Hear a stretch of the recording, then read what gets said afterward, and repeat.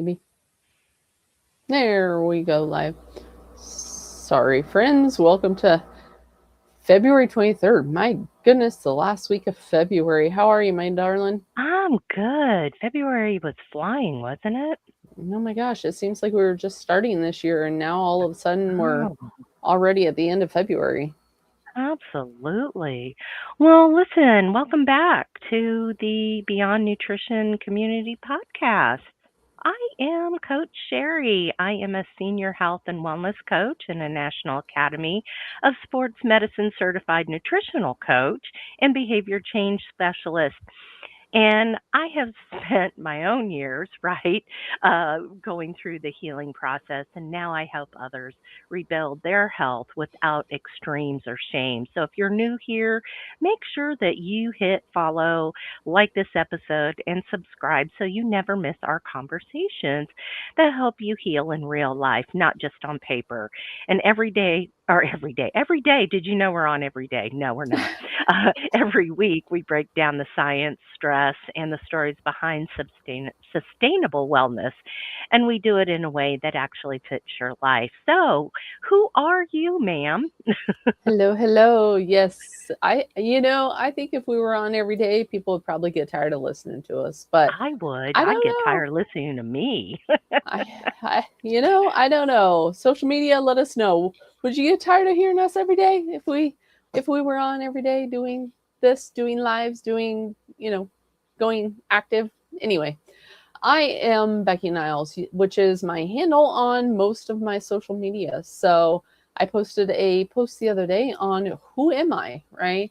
Um, yeah, I am a metabolic and circadian health coach in the wellness space. I founded the Beyond Nutrition community and I created a Lyme metabolism method and soon to be a lunar bites program as well. My work sits at the intersection of many different platforms that all regulate around metabolism, nutrition, nervous system. I can't even talk tonight. It is a Monday and I have been under the weather, but hey, we'll make do.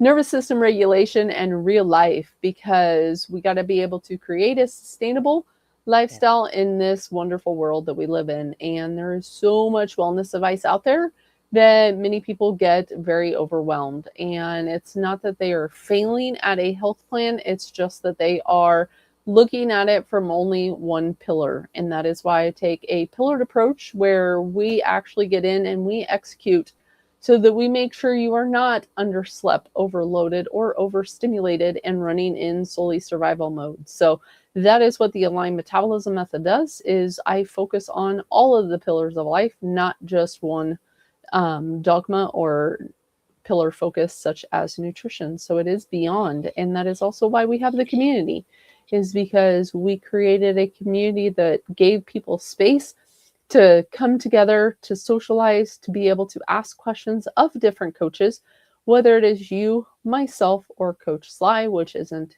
here tonight, but she does end up enjoying us from time to time on the roundtable. So definitely stay tuned, not only on YouTube and also our listening platforms. We appreciate you as well. If you are listening to the audio version of this, please leave us a comment and let us know.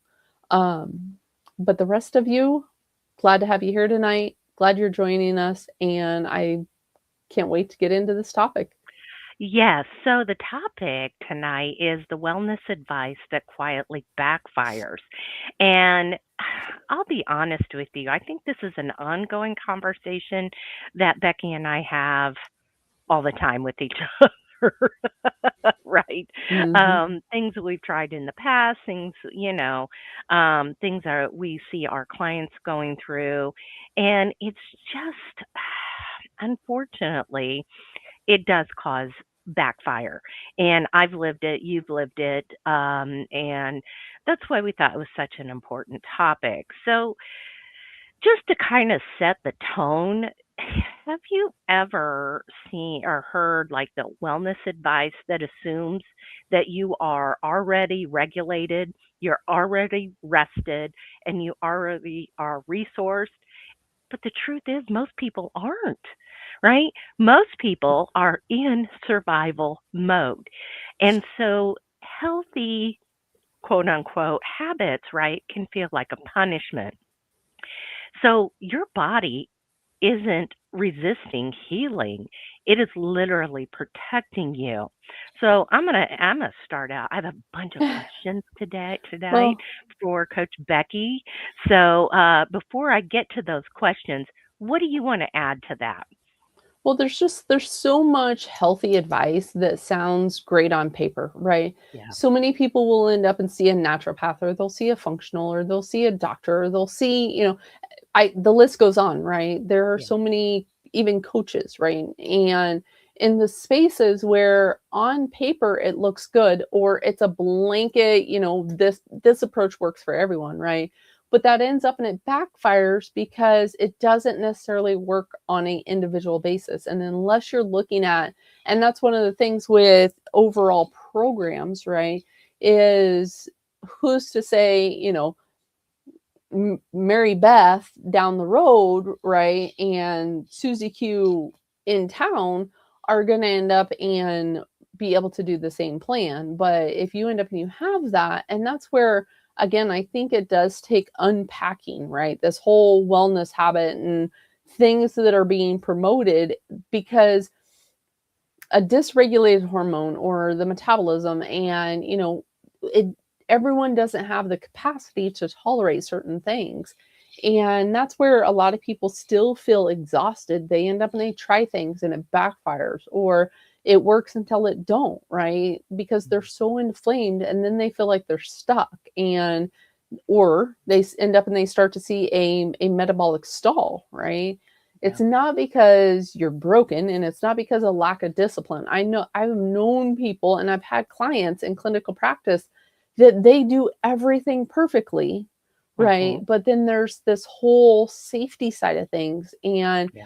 things, the inputs, right? And we can always end up and get into that. The inputs that they're trying to put in there are through this narrow-minded lens of people that think that this way is going to end up and work for everyone, and it's not working for that individual. And so many of the popular health strategies, fasting, low carb, intense exercise, cold exposure, strict routines, right?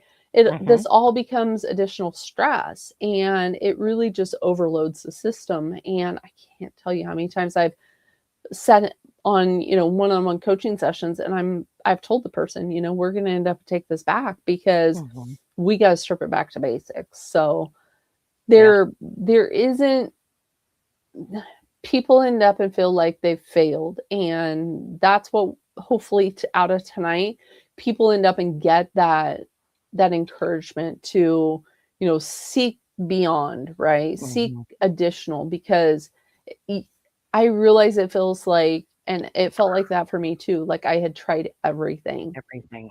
And, so just sometimes, restoring this regulation first ends up and will help to feel better Yeah. and So get let some me ask relief. let me ask you the first question that I have, and I'll answer them along with you too. So, have you ever followed advice that made you feel worse instead of better? Yes. Simple answer. Yes. Yes, both Um, of us. Yes, yeah. yeah. Well, and that's kind of going back to what I just said, right? It's in regards of, I have. And I did the old Weight Watchers, right? I did a lot of nutrition only focus. That, I did the Weight Watchers. I did several other programs. But then I did keto, more Mhm. so recently when I started my coaching process too. I did keto, and then I did carnivore, and then it was like, again, that only one lane focus, right? I Yep. wasn't looking at everything else. And that's when the wellness space, right? It doesn't matter. I'm not going to call out any of the social Mm-mm. media platforms because it doesn't matter which one you go on to, right? There's that space, there's those pages, those groups, those, et cetera, et cetera. And you feel that group, and you try it. And some of the advice I follow helped, right? Some of it did make me feel better, and some of it, did work and made my body, do what I wanted it to do, right? Or move in that direction. And so I'm like, Mhm. oh, this is working. This is the only way, right? And I was that way in my coaching early on. Was I put myself in a box because I'm like, this Yeah. is the way. And a lot of louder influence voices kept saying, this is all we need. And this is, do Yeah. it this way, do it this way. Fast more, do, etc. And I did do a lot of fasting, but that backfired. Mm. Um, and it just keto carnivore, and I have pictures, and I've been very open with sharing on my social media my pictures as I've gone, because like when I went carnivore, it worked initially. I did end up and lose some weight. My thyroid Hashimoto's never did actually, remedy itself, right? um and that's why I kind of kept seeking, right? I was Mhm. still trying to help myself and seek. um and that's when, I did learn about the whole circadian side of things and got certified. But a lot of the things that I was doing then also created more stress, and it actually made me even more depleted. And I could see that in lab work. And there's a lot of people out there that will even, look at like lab work, or, dismiss the fact of needing lab work, right? I'm a big tracker. I follow those type of things because I always said you can't argue with black and white, right? But yet people will get the black and white and they'll take it to a doctor, a normal, allopathic medicine doctor, Western medicine, whatever you want to end up Mhm. and say. And they're like, oh, these numbers look good because they're referencing it to a sick person, not, Yeah. what is actually optimal. Yeah. And so I had to really relearn some habits and some structure to in order to kind of bring that back. And I can tell you now, I don't fast. I'm not low carb. I think today I had like 42% carbs actually. Yeah. Yeah. I told you what I was eating for lunch and you're like, "Oh, I oh." did. I'm I was like, like, "Okay, wow." yeah, And that? Wow. yeah, But to be honest, I mean, they were good carbs, right? yeah. You didn't go in diving headfirst into the junk food or the ultra processed carbs. That's not what we're talking about. You did it very healthy today. The carbs you did have. Yeah, I was eating a sweet potato, and I had I had sweet potato, I had carrots. I mean, it was Yeah. whole foods, right? Mashed potatoes. Yeah. So, but the days of being very low carb or no carb for my body, and Yeah. I reference it as my body because some people I do know that need to end up and do that, and there's reasons behind that. But Sure. I honestly did it thinking that I was improving my insulin sensitivity when in reality I created it worse, right? Oof. Yeah. I I created after a while that insulin resistance again, and carried a lot of that weight in my midsection. Yep. So, it backfired on me. Same thing with the fasting, right? I thought, oh, I'll do just intermittent fasting. And then I turned into, some extended fasting with, a salt company. And then that turned into creating a program that was actually fat fasting. Mhm. Which I And did. Yep. yeah, which, from a fat fasting standpoint, it looked metabolically smart, Mhm. right? But in a system that's already running low on reserves, it Right. still ends up and amplifies that Yeah. cortisol, Yeah. right? So Yep. it's it definitely takes context as far as, what all it is creating. But, I also did 4 a.m., 5 a.m. workouts. And, Mhm. I was working for a platform at the time where the main co-founder is very intense and does high intensity, high strength workouts. And so we had a meeting on the platform for workouts, but that required me to get up in order to do, and Mhm. host that meeting.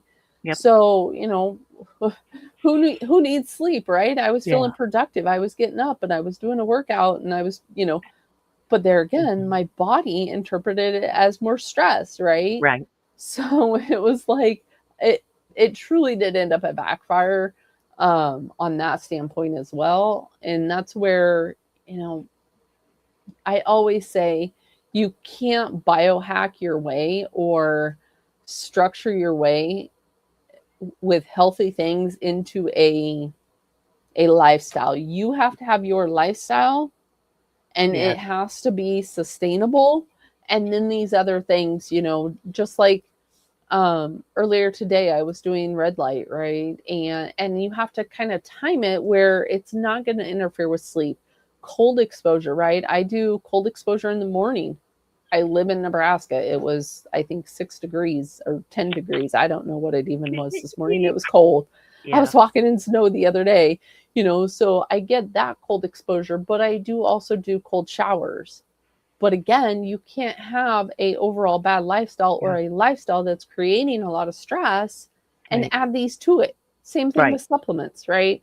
I see that and it irritates the crap out of me because we both went that route. Oh my gosh, yeah. You know, Spent a lot of money on you were supplements. moving and I mean, my goodness, how My many God. supplements did we end up throwing out Throwing over, out. Mhm. I would say, what, the last 4 years? Yeah. You Yep. know, people will come to me and they're like, is your program, you know, do I have to buy a bunch of supplements? And I'm like, No. I end up and I take basically three things that I use Yeah. every day, and Yeah. that's my electrolytes, my minerals, and my hydrogen water. Right. Those are my, you know, essential go-tos. Beyond that, I feel, you know, it definitely is a time and place type thing, but not everyone ends up and needs them. And a lot of programs do require you to have either, right? I know you've joined programs where they kind of part of your enrollment fee, right, goes into a debit card so that you can buy their supplements, or part of a protocol, right, ends up Yep. and has supplements in there. And again, I just Nope. those can even backfire. So I mean, there's a Mhm. lot of things that I have done. I Yeah. mean, the list could go on, right? As far as what I have tried, and it's made me feel worse or Yeah. it's backfired. Yeah, I think my biggest one that jumps out at me, and I've done the same stuff that you have, right? But my big one was fasting, and at the time I was working with an actual doctor, and we kept pushing the fasting further and longer and longer and longer, and my body was literally telling me, "What are you doing? Because you're causing stress." And so, what should have, had I been regulated and in a better metabolic position, it probably would have worked. But what happened was I gained weight during a fast. My blood sugar got worse. It got better and then it got worse. Right. But it took it. Oh, like, I think the longest fast I did was 100 hours, and it was like I was, I don't know, 2 days into it, and my blood sugar's not coming down, and that was stress. That was my body going, "What are you doing? You're nuts," right? And so that was one of the big ones that jumped out at me. I was the one that I remember getting up at, 5:30 in the morning, and I'm on the treadmill, and I remember way back you going, "Are you sure you wanna Mm. do that?" And I'm like, "Yeah, I'm doing it," you know? It backfired. So there was a lot of things. Fasting and not eating breakfast was huge for me.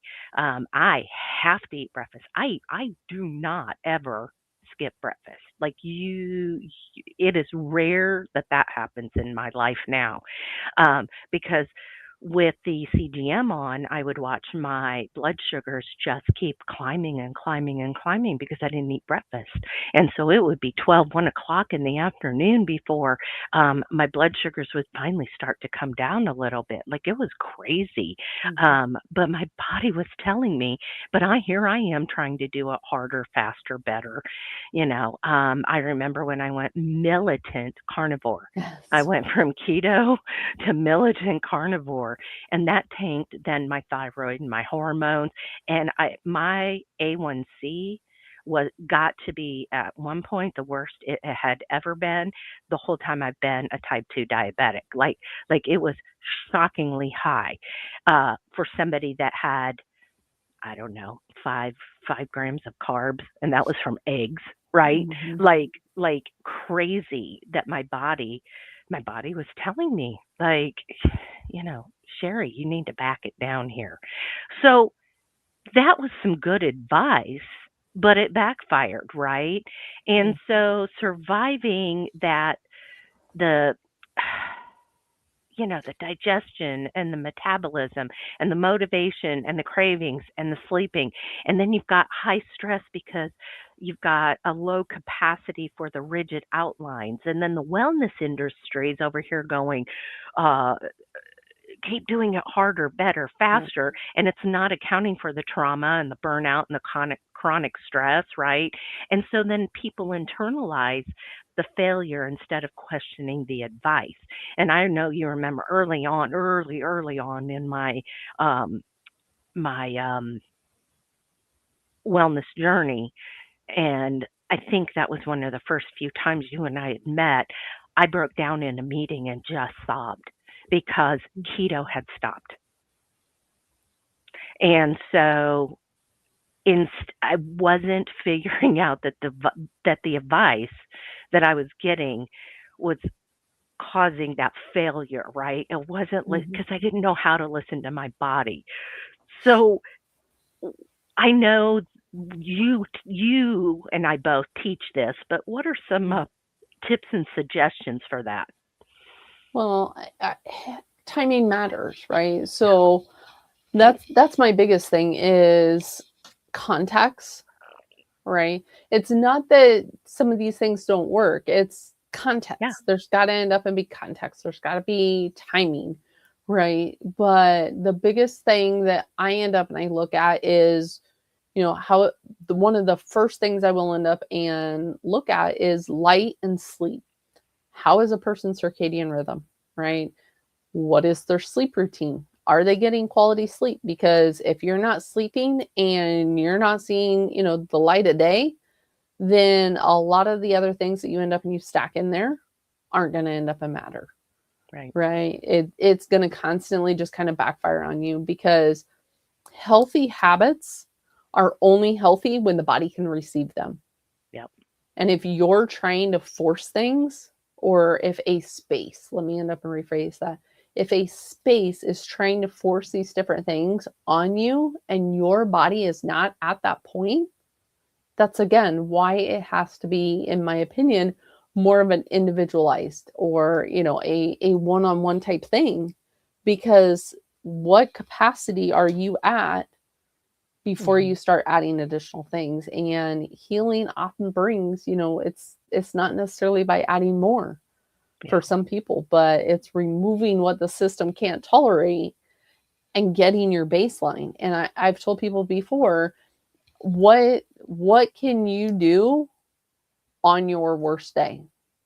Whether it's my autoimmune clients that I have and they're in the throes of a flare, what can you do on that day? Or maybe it's, my stressed out parent that ends up and has, you know um disabled children that they're again in the throes of, you know being present for that, right? And they're like, I can't stack a bunch of these other things into my day when I've got to, make sure that I'm tending and caring and loving, for my child. So again, what can you do on your worst day? Because what I look at isn't what can you do for the next 30 days, what can you do for the next 60 days? It's what can you end up and make a lifestyle of?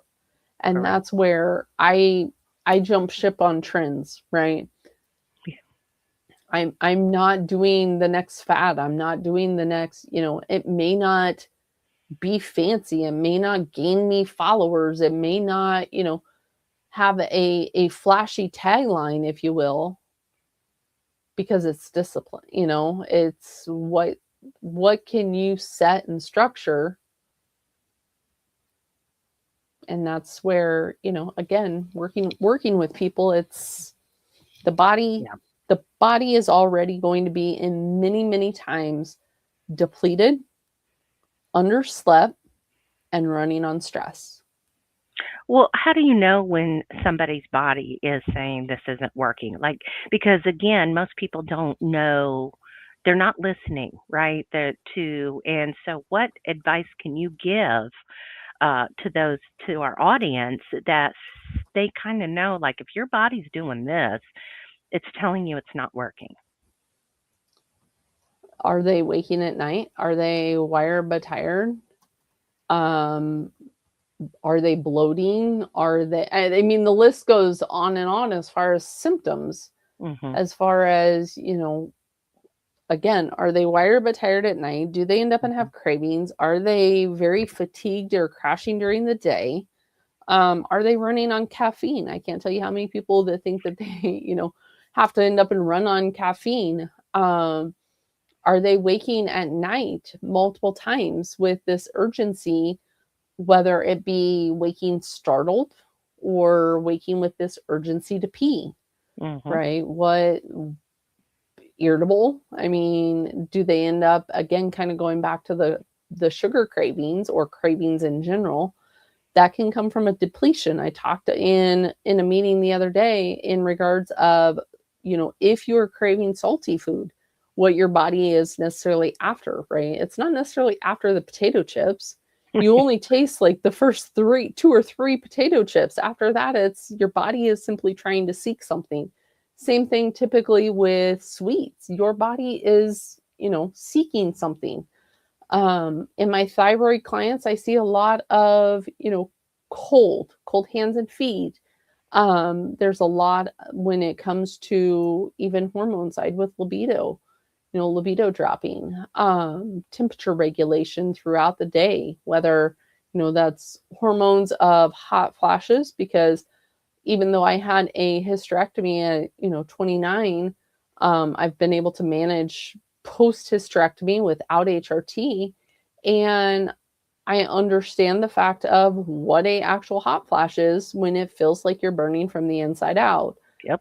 I, so I end up and I do relate to a lot of people. But I said it before, I also am the data tracker, right? So what is your body temperature? There's devices out there, whether it's the Hume band, whether it's the Aura ring, whether I think the Whoop maybe does it too, but it does actually track your core body temperature or your body temp. And that's important, especially when you're looking at thyroid symptom flares. What is your body temperature doing? If your waking body temperature is only 95, 96, you probably have thyroid dysregulation. um how are you after workouts? What is your recovery and resilience? Again, that's another thing. The readiness score on the Aura ring or even the Hume band end up and tell you what your resiliency is. Doesn't mean that you have to end up and continue to push workouts, you know, or go hard, harder in the workouts. Yep. So there's different things. Like I said, the list could go on as far as what I see in the symptom side. Um, behaviors, attitudes, emotions, there's definitely that side of things as well. Um, but Well, I yeah, was gonna there's, say, even a go ahead. couple weeks ago for you personally, and you put it out there on social media, you gained weight.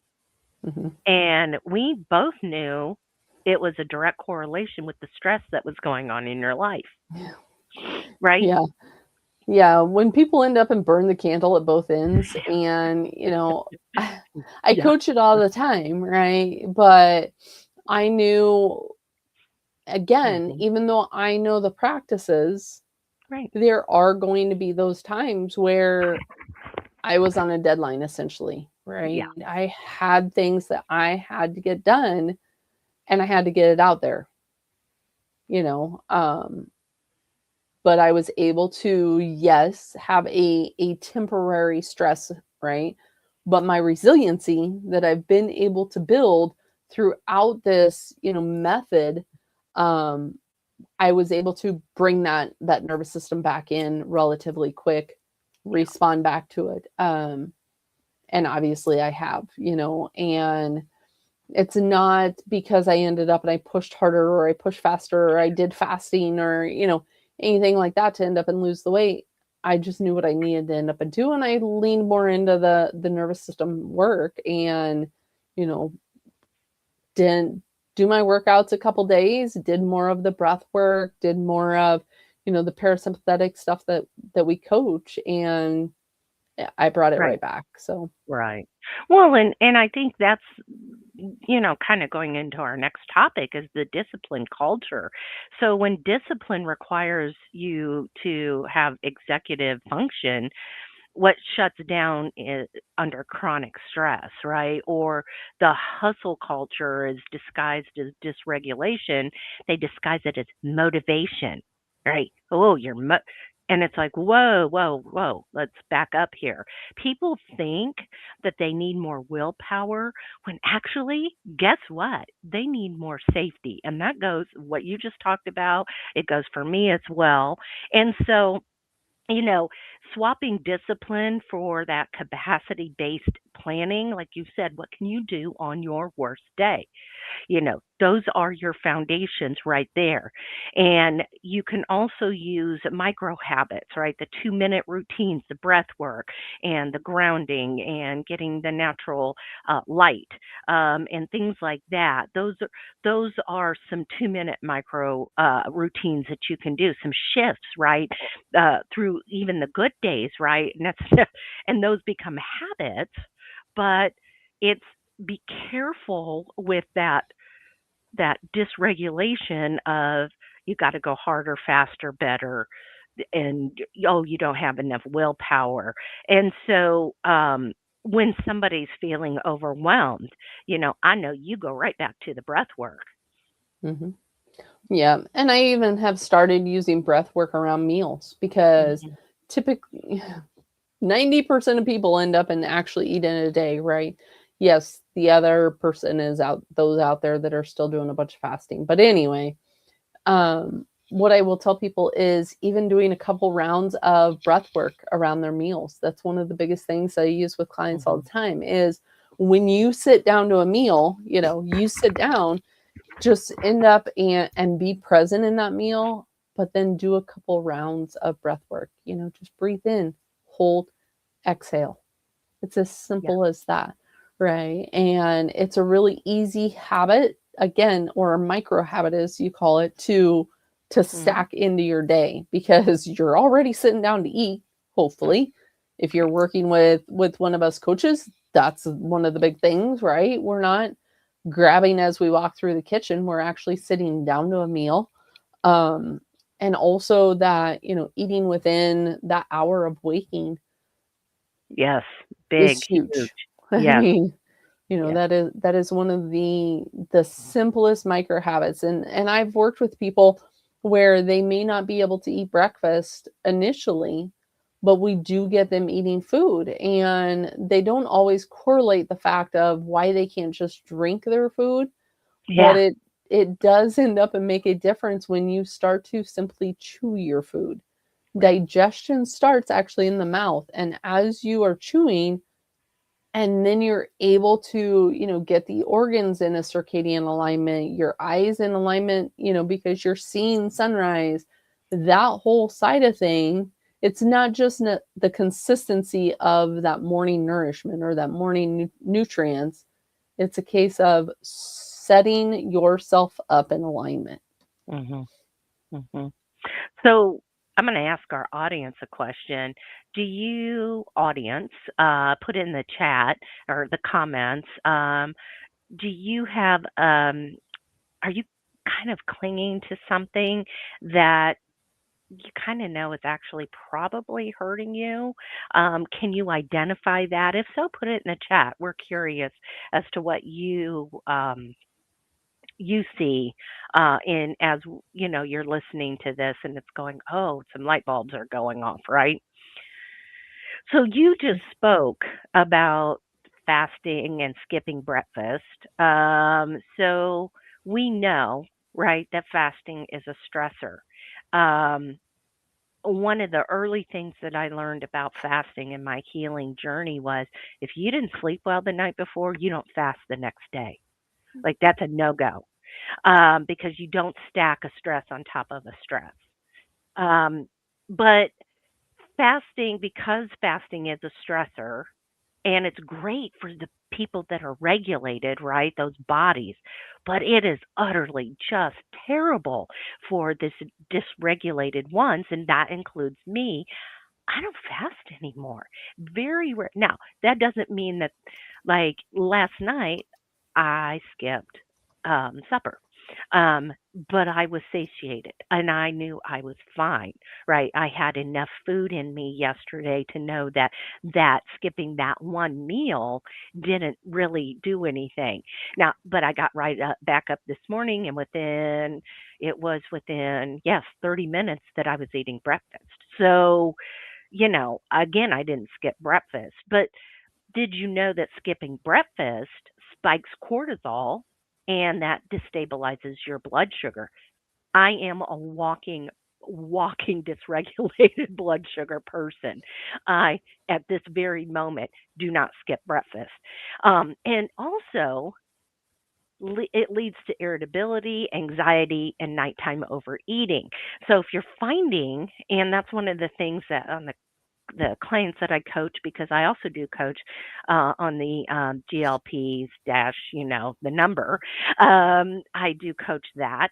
And so even on those medications, you actually have to still make sure you eat, even when you're not hungry, right? Because again, I see clients go and then all of a sudden they're binging at night because they didn't eat all day.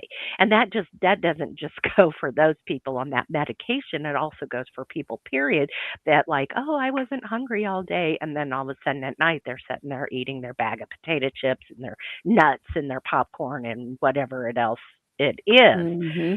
Right. So, um, my breakfast is a protein and fat source. Breakfast, again, it's happening 30 minutes to an hour when I wake. Um, and what other tips can you give with this, Becky? Well, I think that's where again the fact of eating this morning breakfast. So it's going to end up depend on your insulin sensitivity, right? Yeah. And it's going to depend on your body whether you just put protein and fats. I always suggest putting protein focused meals, Hmm. not protein heavy meals, protein Right. focused. So again, that's going to end up in vary on the individual, but if they can end up and put a protein focused meal in there and fats, some people do good with carbs. Maybe that's low glycemic carbs. Maybe that's just, whatever seasonal carbs they end up and they have. I had carbs with my breakfast today, right? But again, once they end up and they start to put this in there, that energy stabilizes, the crashes, the sleep actually improves. Um, so the biggest thing, as far as adjusting what they're doing or being able to get that in there is even if you have to start small, Mm. right? Just Yep. simply adding adding something, right? Looking at how you frame it, because if you push against the body is going to end up push back. You're going to see the plateaus, you're going to see fatigue, you're going to see hormone disruption. So, yeah. Yeah. Well, and let's talk about over tracking. And I'm looking at her, by the way. Uh, she, and me, she's looking back at me, right? Mm. Over tracking everything. So tracking increases knowledge, right? But for somebody like me, right, tracking increased that perfectionism. And then it created this never enough mindset. And then it turned into this wellness journey into a math problem instead of the relationship with my body. So, what do you, and I know you have clients that go, I'm not tracking. No. Yeah. Yeah. Yeah. I end up and I see it a lot in clients because or or they end up and they do it different ways, right? So not everyone that, and this is where tracking as awareness, not as pressure, right? And this is one of the shifts that I have made. And I actually just put a post out on my social media today in regards of tracking, because tracking can be beneficial, Right. but that's going to end up in vary. Is a person going to be the type of person that they're using an app, right? I wasn't going to end up and call out any apps, but is a person using a sleep app? Are they using a meditation app? Are they Yeah. using a nutrition app? Are they, yes, I end up and I have several of them. Or are they simply someone that is just using old school piece of paper, right? I end Mhm. up and I have mine. Mhm. You can see, right? I tracked my meals. I have my meals. I have my workout. I have anything additional that I did, like vibration plate, my cold sunrise, what I did for hydration, my electrolytes and my minerals and stuff. I end up and I log it, because you can't change something that you're not aware of. Right. And the biggest thing for people is, can they overtrack? Yeah, absolutely. It can Sure. become a stressor when they lose sight of the information as data. Just like any tool in metabolic work, right? The impact of tracking depends on your nervous system state and the person using it. So if tracking is going to end up and spin you out, tracking, on an app, right? A scale in an app. And, if you're going to worry about, oh my goodness, I've got, 5 grams of protein and 2 grams of fat and 3 carbs, what do I eat? Instead of just realizing, okay, that's roughly, maybe, and I'm really not doing math in my head, but we're just going to say less than 100 calories. Is 100 calories in a day going to completely derail you? Probably not. But again, that perfectionism of hitting those targets, right, can be a stress. And so it depends on the person, how that in someone that is already stressed and perfection oriented and burnout and metabolically, dysregulated, I Right. will go the old school method, you know. Well, and right, and that's why I created the My Macro and Mhm. Healing Journal, right? Mhm. So I actually created a 3-month healing journal, and it's kind of like it gives you goals, um, but it goes into a lot it deeper, right? It gives you measurement page and a weekly planner page and daily pages. There we go. That's the one Becky's holding up now. That's from my macro. It's from my macro and healing journal. We both still use it, right? Mhm. Um, but it's like, are you getting your hydration? So there's boxes or little circles that you can check mark for that. Are you getting? Did you see the sunrise? Did you get outside? Did you like? And then there's even lunar, the full moon and things like. There is all kinds of stuff where you can track how you need to track. It's a good check in without, and you can get really granular on it. You can put your goals for the day. You can get your actual, what were your macros, your protein, your carbs, your fats, like what is it? It's kind of like your journal, but I added more to it because there just wasn't anything out there that literally could not find. So I created one. So I'm going to put that in the link, Mhm. Becky, or in the chat or in the comments. And just so you Well, know, go ahead. that I was just going to end up and say, yeah, and Hmm. if logging that way, because sometimes that's only accountable to you, right? Who else is going to end up and see my book besides my family, sitting on my counter? Who's going to see your journal? Right, This is where coaching ends up and comes into play too, right? Where right. you have the ability to have contact, whether it's in a coaching session or being accountable to someone outside of yourself, one of us coaches, right? And being able to book that session and know I have to check in with a coach. I have, clients, and my phone went off a minute ago because I had a client that's checking in, right, in these areas, and I gave her 8 different areas, and it's, movement, how they ended Yeah, up in 8, right? Did so number 1, the movement, your exercise today. 2, what was the best meal or how did you eat, right? Eat, drink, sunlight, mindfulness, how they feel, what is the emotional state, what is, a win, because we do need to think positive. Your body is listening. And then a goal, right? So what is the goal for tomorrow's focus? We're not worried about tomorrow today. We're hmm, not stressing about, oh, I've got to get this done tomorrow, I've got to do that. What can we be better than today, right? We need to be better than yesterday. We need to continue that momentum moving forward. And even if we can just change, you know, and make one thing better, right, one better choice ends up and leads to better success at the end of the year. right. Well, and then let's talk about the high intensity workouts.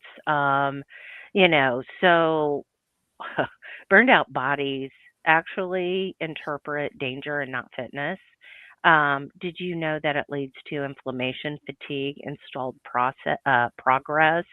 Um, w- Becky and I are very big proponents on movement, right? Mhm. Intentional movement.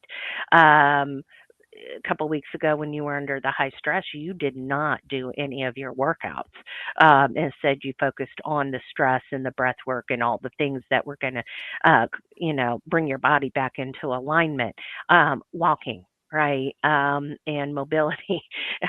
So I have almost a half a mile of a driveway, and was a couple week or two ago, something was delivered and I ran out and jumped in my car and I'm talking to Becky on the phone. She goes, "Are you really driving?" And I'm like, "Yep, I am." And I drove and I should have walked it, right? I didn't, but then I ended up getting a lot of steps later in the afternoon. So I was very intentional about getting more movement in that day. And I think I sent you how many steps I had that day. So I was like, nah. Um, but see, had I not been quote unquote in a hurry, and I really wasn't in a hurry, I was being lazy, I should have walked up and back, right? Yeah. But that's that intentional movement. And so when you when you first, and like I said, I used to get up at 5:30 in the morning and do a couple miles on the treadmill. And before that, I was walking my neighborhood when I lived in a subdivision, and it got to be this whole thing of I got to do 3 miles in 45 minutes. Like that was my goal in mind. And it didn't matter if it was 110 degrees out. I was out there at lunchtime doing my walk. Like, and I didn't realize how it was burning my body out, how my body just wasn't ready for that high intensity that I was trying to push it into, right? And my body was telling me things like it was, and I wasn't listening, right? So um why do you think that people feel guilty when they switch to gentler movements? Because we are so ingrained that we are a go, go, go, burn, burn, burn, go harder, go stronger, go faster society. And that you don't have work ethic, you don't have discipline, you don't have motivation if you're not. Yeah. And that is the pattern that, sad to say, most social media end up and ingrained in people. Is they see people that are accustomed to doing that, right?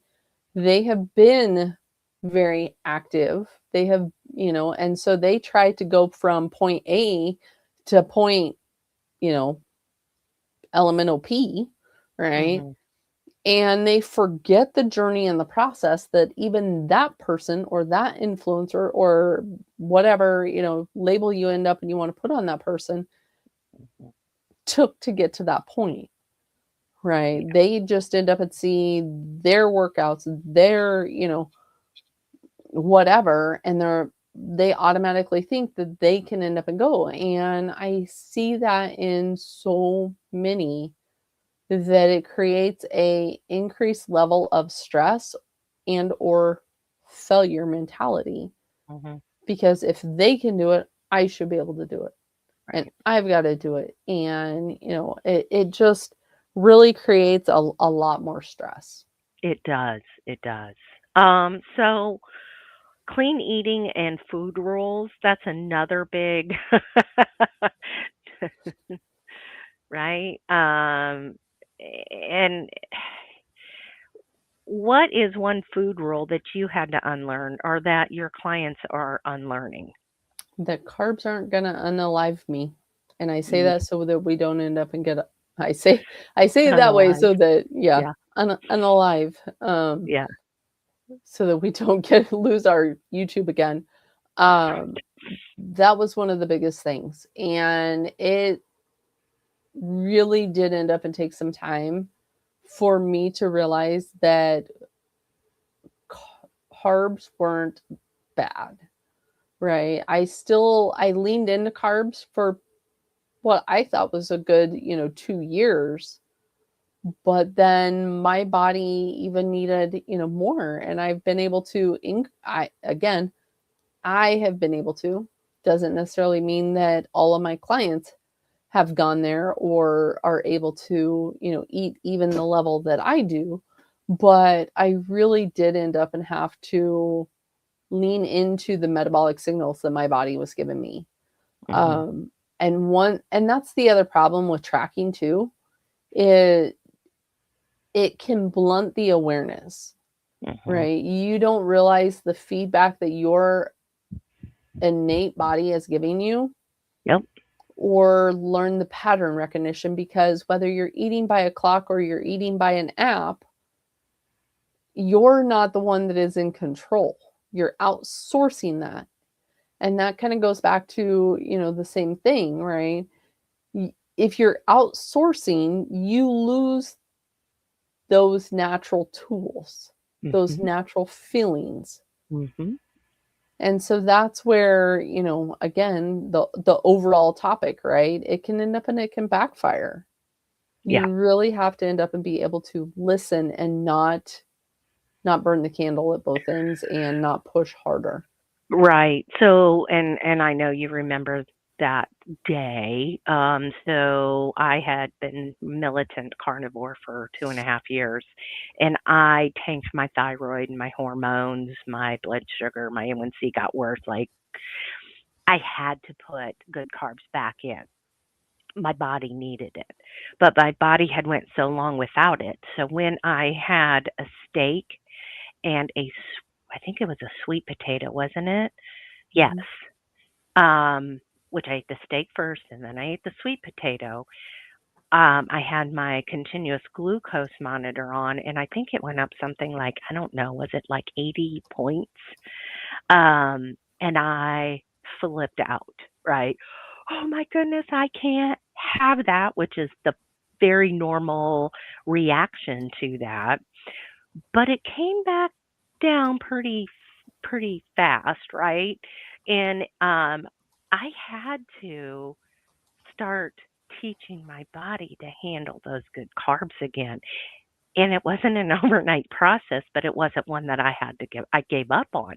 But Mhm. had I looked at that first initial, spike, I would have, had this been earlier in my healing journey, I would have flipped out and said, "No, I can't eat sweet potatoes ever again," right?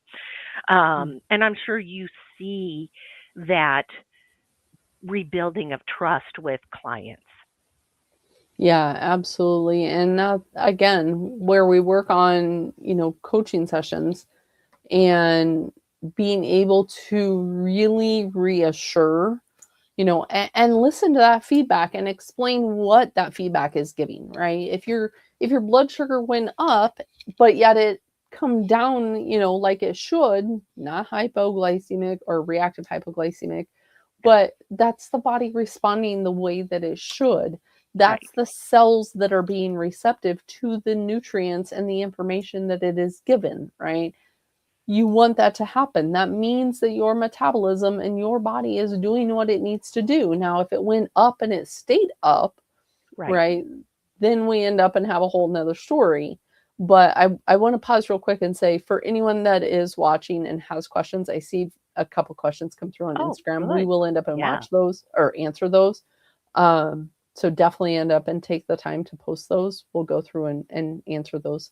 Um, but yeah, when the client, is getting that type of feedback, that's what it is. It is yeah, feedback. It is information. We just yeah, need to have someone, right, that is able to interpret that for us yeah, and let us know, what it is doing. So, yeah. Well, and so what is your body actually telling you? Well, if you kind of reframe things, right? If you start thinking that symptoms that you're experiencing are signals, they're not failures. Fatigue really means you need some safety. Cravings is a need for fuel or regulation. Irritability is your blood sugar or your nervous system overload, your hormones dysregulated.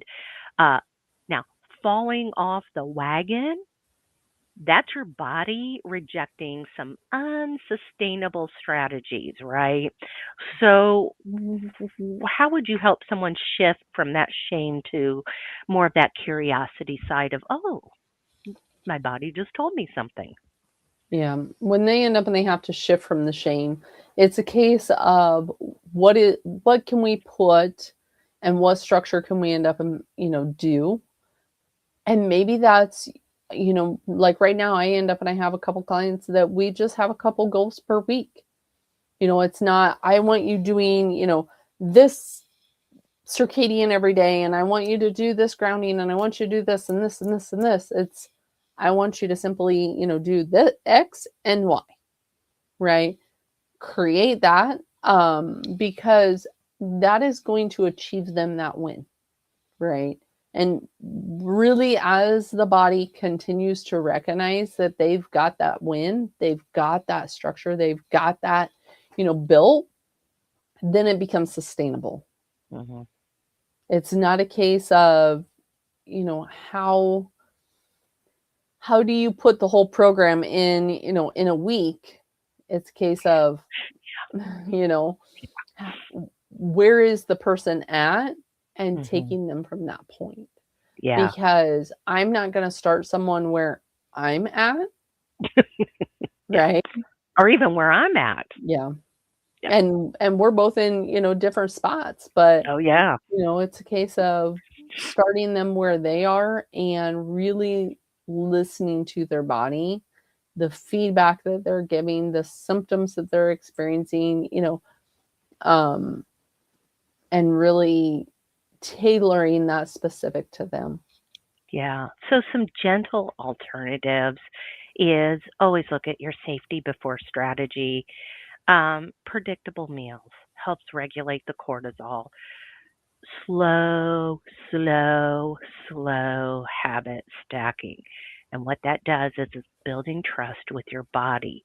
And consistency beats intensity every single time. So your failing habit really isn't that, right? It's your body telling you something. Your body is not sabotaging you, it's protecting you. And I have made that comment so many times to Becky that she'll call me out on it when I say, "Well, how long is this going to work and when is this going to stop working?" right? I Mhm. still do it. And so healing does require partnership with your body and not punishment. And I'm going to pause right there if you want to add something to that so we can get to the questions. No, I'm good. Um, Okay. I think you pretty much nailed it. It's come from a long history of healing, It right? has. Both of us. Yeah. It has. It has. So the question that I end up and I see over on Instagram is when I mention the only supplements that I take are the electrolytes and the minerals. The minerals that I use are Black Lotus Shilajit.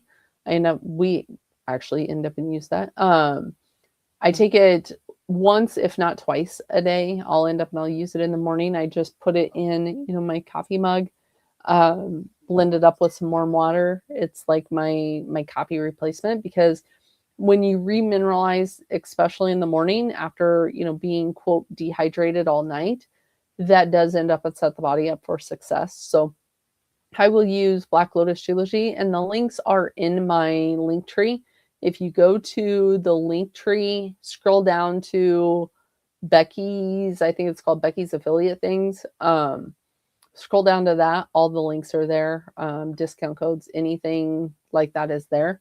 The other one, when you go to that, my electrolytes is on, I get it off Amazon. It is the Fast Light Electrolytes, and that link is there for those. I use the Fast Lights one because it is a higher potassium to sodium ratio that works for me. I am a slow metabolizer of sodium, so I will get swollen fingers, I will get water retention if I end up and I use a lot of the premixes that have a higher sodium to it. The other thing that it has is it does have magnesium and it does have calcium, but it also has also some trace minerals in there as well. So I do use that. And then, like I said, my hydrogen comes from my EcoGo water bottle or the flask, either one. I have both, but that's how I end up when I get my hydrogen water. So those are the main three things that I do use um, a day, only Hmm. because we cannot get them from what we do in a lifestyle. Our Right. ground is too depleted, our water is too depleted. We are not getting those natural electrolytes and minerals. So I do end up in supplement with those. If I could find a way to end up and get them, naturally, Hmm. then I wouldn't, in the ratios that work for me, then I wouldn't end up in supplement with them. But I have not Yeah. been able to find Ditto that for yet. me. I do the exact same minerals, right? Because I Mm-hmm. have found that works for me as well. So, Yes, ma'am. But I think that was the only question on Instagram. So okay. All right. Well, um, I'm going to go ahead and wrap this up then. So, we perfect. want to thank you for spending this time with us. And I'm going to ask you guys a favor, right? If this episode gave you clarity, comfort, or even just a moment of, oh, wow, that makes sense, please follow us, like the episode, subscribe so you can stay connected to every conversation we have. Your support helps us grow and find more people because we're not sponsored by anyone. And we want to help the people heal that is slow, sustainable, and rooted in real life.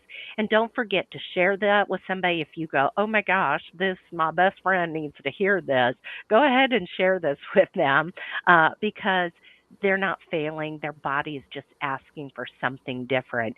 And if you are so want to know how you can have Coach Becky and myself as coaches, all of that is in our show notes. There's links to everything, where to find us on social media. We even have a blog that right now we have weekly two blogs. Are you doing yours on Saturdays? Yeah. Yeah. So Yeah. mine goes out on Wednesday and hers blog goes out on Saturday. So you can read our blogs, right? And so we're just asking that you help us out and definitely share it on social media. And anything else you want to add, or what we're going to do next week, Becky? Yeah, we have some exciting guests coming up, so definitely stay tuned. Yep. We will also end up and have a podcast that is not on our normal night. So we Yeah. will be going next week. We will be going live twice. We'll Yep. be live on Monday night, and then we will be live with a special guest on Thursday. Yep. Those are already set up and scheduled, thanks to my dear co host. She's got those scheduled, so definitely set the reminders on those. Um, but yeah, I'm excited. We have quite a few different guests coming up. So I Great. appreciate everyone for, coming and hanging out, staying, asking questions. We do appreciate the support. Have a wonderful evening, everyone.